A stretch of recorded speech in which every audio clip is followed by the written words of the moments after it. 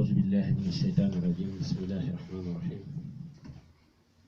إن الحمد لله نحمده ونستعينه ونعوذ بالله من شرور أنفسنا وسيئات أعمالنا من يهد الله فهو المهتدي ومن يضلل فلا هادي له نشهد أن لا إله إلا الله وحده لا شريك له ونشهد أن محمدا عبده ورسوله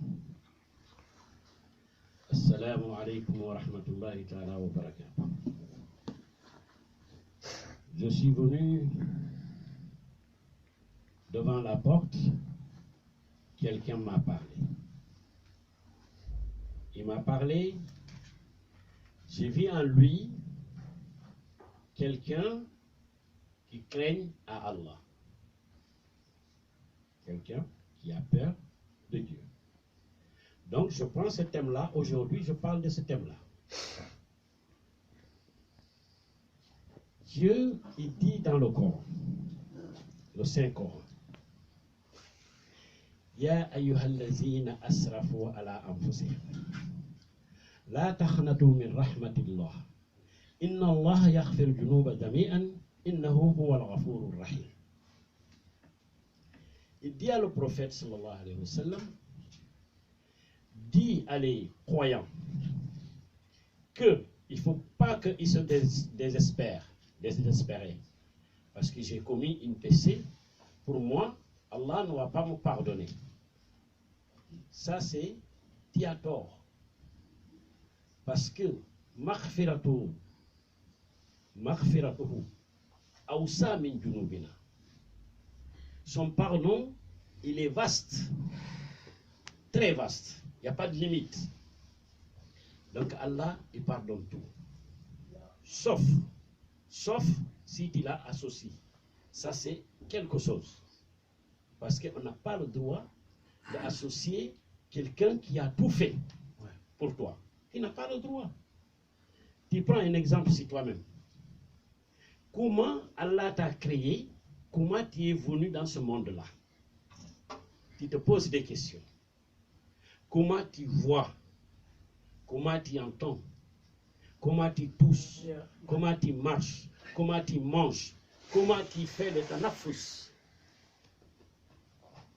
Tu te poses des questions. Comment mes cheveux poussent? Comment je suis jeune? Comment j'étais bébé? Et comment je suis devenu vieux? Tout ça, c'est des alamat. C'est-à-dire, Allah, il est en train de t'apprendre toi à travers de toi-même. Il est en train de t'enseigner. Mais c'est pour cela qu'il parle dans le Coran, quand il parle des gens qui ont la aql, qui réfléchissent. Dieu ne parle pas avec les gens qui ne réfléchissent pas. Il parle avec les gens qui réfléchissent, qui connaissent. Regarde aujourd'hui, par exemple.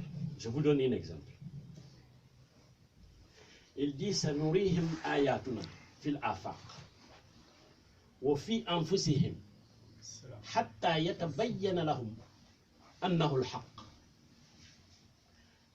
alam yakfi ala rabbika innahu ala kulli shay'in shahid ala innahu fi kulli shay'in muhit. Il dit je vais vous montrer. C'est pas les mécréants seulement qu'il est en train de montrer. Nous-mêmes on fait partie. Je vais vous montrer ma grandeur. Comment je suis grand. Aujourd'hui, regarde, la science a avancé. Est-ce que le prophète, une fois, il a pris un sous-marin entre nous? Est-ce que le prophète, pendant qu'il était à Médine ou il était à la Mecque, est-ce qu'il a une fois pris le sous-marin pour aller en dessous de la terre? Jamais. Et comment il te dit dans le Coran? Dieu lui dit, il y a l'eau douce et l'eau salée, ils se rencontrent, mais ils ne se mélangent pas. Est-ce qu'il y avait des appareils à l'époque pour que le prophète, notre prophète, pour détecter ça, pour connaître ça? Non. Est-ce que le prophète, sallallahu alayhi wa sallam, il avait un appareil, comme on dit, échographe? Par exemple, l'échographe, quand une femme elle est enceinte, elle attend un bébé. Aujourd'hui, la science nous le prouve que l'enfant, comment il commence dans le ventre de la maman. Qui c'est qui a appris le prophète sur ces choses-là? Allah qui l'a appris. De rire. Le sperme, comment ça commence? Comment ça change étape par étape? Étape par étape, ça 40 jours. Ça change, ça 40 jours. Jusqu'à l'enfant se forme. Qui a appris ça, le prophète? Qui c'est qui a appris le prophète que le ciel là, le ciel, c'est des fumées, fumées. Parce que quand je suis en bas là, je regarde. Moi, je regarde le ciel comme ça. Je le vois comme ça. Mais je ne sais pas, je n'ai jamais touché. Comment il est? Est-ce que le prophète, à ce moment-là, il est monté en haut pour connaître comment le ciel là, comment il est? Il ne connaît pas. Allah, il a appris comment le ciel se forme. Est-ce que le prophète, sallallahu alayhi wa sallam, son époque, est-ce qu'il a pris l'avion? L'avion. Jamais.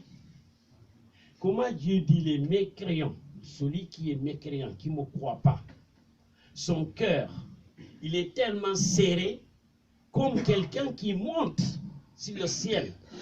Parce que quand tu montes, tu vas voir la difficulté que tu as pour inspirer. Est-ce qu'à l'époque, le prophète était là pour connaître ça? Qui l'a appris ça? Allah qui l'a appris ça. L'arbre là, on vient de découvrir, ça fait même pas longtemps, que l'arbre, il y a masculin et féminin. Masculin et féminin. Un professeur qui a trouvé ça, il a demandé, mais on m'a dit que le Coran parlait de ça. Mais qui a appris le prophète Mohammed sallallahu alayhi wa sallam, c'est toutes ces choses-là? C'est le Coran. Donc, je voulais dire là, il ne faut pas te désespérer de dire que moi j'ai commis des péchés, Allah va pas me pardonner. Non, non, ça c'est une erreur. قِمُوا الصَّلَاةَ طَرَفَيِ النَّهَارِ وَزُلَفَاءً مِنَ اللَّيْلِ إِنَّ الْحَسَنَاتِ يُذْهِبْنَ السَّيِّئَاتِ ذَلِكَ ذِكْرَى لِلذَّاكِرِينَ صدق الله العظيم. Des bonnes choses que tu fais. Vous savez les bonnes choses que nous faisons. Même de saluer quelqu'un avec une belle sourire. Il y a un mérite. Ça peut effacer ton péché. Sourire, c'est hasanat. Je marche dans la rue, je vois quelque chose, je sais que ça, si je le laisse là, ça va blesser quelqu'un. Je le ramasse, je le mets à côté. Que ça soit musulman ou non musulman. Ne dis pas parce que je vais faire du bien que des musulmans. Non, ça c'est une erreur capitale. Parce que notre prophète, il nous a tout appris. Quand il a été en Médine, il a trouvé les gens de Médine qui n'ont pas la même religion que lui. Il a gagné leur vie. Quoi? Qu'est-ce qu'il a gagné? Son comportement. Bel comportement qu'il faisait avec eux. Jusqu'à, il les a convaincus. Ils sont venus avec lui. Donc ne dis pas parce qu'un tel, il n'est pas musulman, je ne vais pas me comporter bien avec lui. Toi, tu es un modèle, tu es un ambassadeur sur cette terre-là. Tu es un ambassadeur. Quelle que soit la religion. Ne crois pas à ta religion musulmane parce que je suis musulman. L'autre, il n'est pas musulman, je ne dois pas le respecter. Non. Le prophète, il ne t'a pas appris ça. وَلَقَدْ قَرَّمْنَا بَنِي Adam. Le Dieu dit dans le Coran, il n'a pas dit ni musulman ni mécréant. Il dit وَلَقَدْ قَرَّمْنَا بَنِي Adam. C'est tout. Donc, quelle que soit la personne que tu vois, tu lui dois le respect. Ne pense pas parce que toi tu pries, tu jeûnes, toi tu vas au paradis, tu as la clé. Tu n'as pas la clé. Dieu qui fait ce qu'il veut. Tu peux prier matin, midi et soir, tu jeûnes matin, midi et soir, tu fais tout ce que tu veux. C'est Allah. Il n'a pas décidé pour toi, tu n'as rien. Ne crois pas ce que tu fais, parce que j'ai en train de faire des biens, c'est ça qui va m'amener au paradis. Non. Fais-le parce qu'il t'a dit de le faire, il faut le faire. Mais ne te donne pas une étiquette. de dire parce que moi je l'ai fait, je vais recevoir ça. Non, c'est Allah qui fait ce qu'il veut. On a vu le Coran qui nous raconte. Il y a des hommes de Dieu. Je ne vais pas aller plus loin. Iblis. Partout que tu fais 2 pas, Iblis, il a déjà fait le soujoud là-bas. Mais regarde, il a terminé comment? Mécréant. Donc c'est question de sens. Quand Dieu te donne quelque chose, il faut le prendre avec respect et il faut le prendre, il fait soin avec. C'est-à-dire, je voulais parler de l'islam. L'islam. Je suis musulman. Un musulman, il a un feuille de route. Feuille de route. Comme dit, Tauba, parce que je parle de tout ça là, c'est pour, ça communique avec le Tauba, c'est-à-dire de istighfar, de demander pardon à Allah. Tu vas voir quelqu'un, comme un monsieur que je vais vous raconter, il a tellement adoré Allah. Tout le monde pense que ce monsieur-là, tout ce qu'il demande à Allah, Allah il fait ça tout de suite pour lui. Oui, à l'époque c'était comme ça. Tout ce qu'il demande à Allah, Allah lui donne. Tout le monde croit ce monsieur-là. Tout le monde, quand il a un problème, ils vont aller le voir. Il prie pour toi. Je montais jusqu'à ICT et puis je continue. Parce qu'on a dit à Allah, si je parle, d'autres parlent, d'autres, c'est ça que j'ai dit, les autres ils ne vont pas comprendre. Certains ils le font ça comme ça. Mais si tu trouves quelqu'un qui fait des belles paroles pour Dieu, tu dois avoir un certain comportement. Parce que la parole que je donne là, c'est une semaine que je reste pour chercher, pour pouvoir partager avec mes amis musulmans. Ce n'est pas parce que c'est Haroun qui a la connaissance plus que qui que ce soit. Non, non, non. Je cherche. Si je vois les bonnes choses, j'ai dit je le partage avec tout le monde. C'est comme pour le faire. Tout à l'heure, j'ai demandé à un ami, j'ai dit tu viens, tu le fais. Il m'a dit non, toi tu es mieux que moi. J'ai dit non, non, non, non, non. Ne dites même pas ça. Je ne suis pas mieux que toi. Les petits peu que je trouve, je viens, j'ai dit, je partage. C'est tout. Je n'ai pas la connaissance. Hein. Et puis la langue arabe, ce n'est pas ma langue. Moi, je suis mandingue. Je suis sénégalais. Ce n'est pas ma langue. Mais je fais de cette recherche pour voir quelque chose qu'on ne comprend pas, je dis. Et je n'oblige personne de le faire. C'est tout. Donc voilà. Donc istighfar, il a une place très importante dans notre vie. Parce qu'à chaque fois que tu le fais, dans ton cœur, tu crains quelque chose. C'est une croyance, c'est-à-dire tawhid. Ça fait partie de tawhid. Dieu, il te dit encore, mon frère, il te dit encore dans le Coran, وَالَّذِينَ عَمِلُوا السَّيِّئَةِ ثُمَّ تَابُوا مِنْ بَعْدِهَا وَآمَنُوا إِنَّ رَبَّكَ لَغَفُورٌ رَحِيمٌ. Les gens qui commettent des péchés, après, ils ont commis des péchés, ils ont demandé à Allah, istighfar, c'est-à-dire le pardon. Il a dit, moi Dieu, qu'est-ce que je fais? Je regarde cette personne-là qui a demandé le pardon. Est-ce qu'il est sincère? Si c'est ce pardon-là, avec la sincérité, que tu ne vas pas retourner de faire commettre le péché, et je lui pardonne. Donc le pardon de Allah, il est vaste. Regarde, le moment que Allah ne peut pas pardonner, vous savez c'est quel moment? Voilà, je suis malade.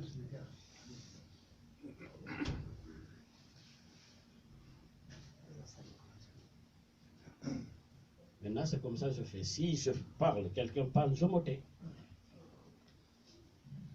Oui, c'est comme ça. Si je parle, quelqu'un parle de l'à côté, je me tais. S'il a fini, je continue. Bon. Le moment que Allah ne pardonne pas, toi, tu sais que tu as commis des péchés, que tu as commis des péchés. Tu sais que maintenant, tu vas mourir là. Aujourd'hui, je vais mourir. tu demandes le pardon, là, il ne te regarde pas, c'est trop tard pour toi. Voilà, je commis de péché. Voilà, la fin du monde arrive. Le soleil est sorti là où il ne doit pas sortir. Là, je demande le pardon. Là, il n'y a pas de pardon. Les portes sont fermées. C'est fermé. Ouais, c'est fermé. Donc, le pardon, il n'y a pas de dire parce que je suis jeune. Parce que certains, ils se disent, moi je ne prie pas parce que je suis jeune. J'ai vu beaucoup de jeunes qui me parlent de ça. Je ne dois pas prier parce que je mélange tout. Si je prie, je commets des péchés, c'est pas bon. D'accord, c'est pas bon. Mais ne dis pas parce que ton âme là, l'âme que tu as là, c'est pas toi le maître. Allah peut le prendre n'importe quel moment. Donc ne dis pas, je vais attendre jusqu'à ce que je commence à vieillir et je vais demander le pardon. Ça, c'est une erreur. Kullukum khatta'un wa khayru khatta'un at-tawwabun. Ça, c'est hadith. Vous êtes tous des pécheurs. On commet des péchés. Combien de péchés? C'est comment il faut commettre des péchés? Ils pensent que parce que je sors chez moi, je vais venir à la mosquée, je marche, j'arrive à la mosquée. Je n'ai pas commis de péché pendant que je viens? Est-ce que je n'ai pas tué un fumier sur la route? Je connais, est-ce que j'ai tué? Est-ce que je n'ai pas regardé quelque chose qu'il ne faut pas regarder? Donc, tout moment, on peut commettre des péchés sans le savoir.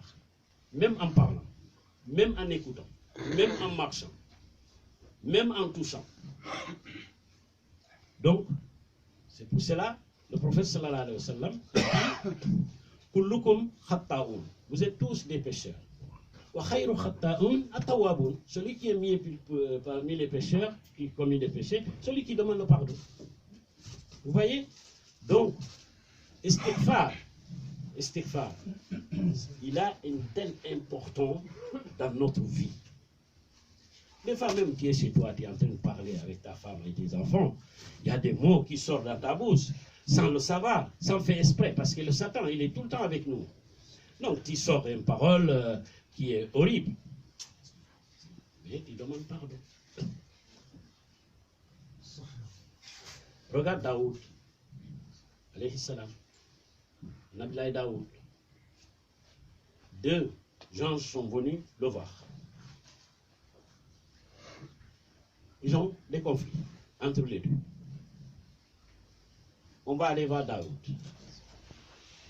Il va résoudre notre problème. Ils arrivent. Lui, il a 99 moutons. Moi, j'ai qu'un seul mouton.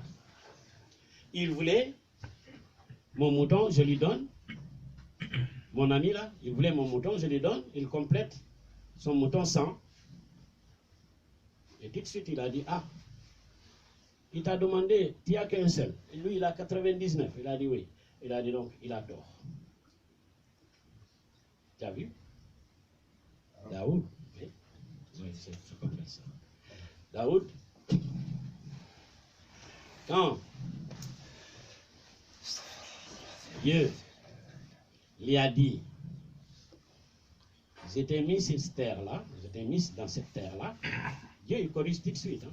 J'étais mis dans cette terre-là pour juger, mais avec justesse. Lui, est-ce que tu as demandé l'autre côté? Tu as demandé celui-là. Il t'a dit qu'il n'a qu'un seul. L'autre, il a 99. Est-ce que tu lui as demandé pourquoi tu voulais compléter 100? Il n'a pas demandé, tu as jugé. Donc, quand quelqu'un vient vers toi, il te dit quelque chose sur quelqu'un, tant que tu n'as pas entendu qu'est-ce que l'autre dit, ne juge pas. La justice, c'est Allah qui a la justice. Donc, Daoud, quand Dieu lui a corrigé, tout de suite, il se prosterne à Allah. Donc, le sujoud qu'on fait quand on lit le Coran, c'est le sujoud, Daoud, le sujoud qu'il a fait. Mais nous, si on le fait, c'est pour remercier Allah ce qu'il a fait pour nous. Mais Daoud, lui, il a fait pour Tawbah. Assalamu alaikum wa rahmatullahi ta'ala wa barakatuh.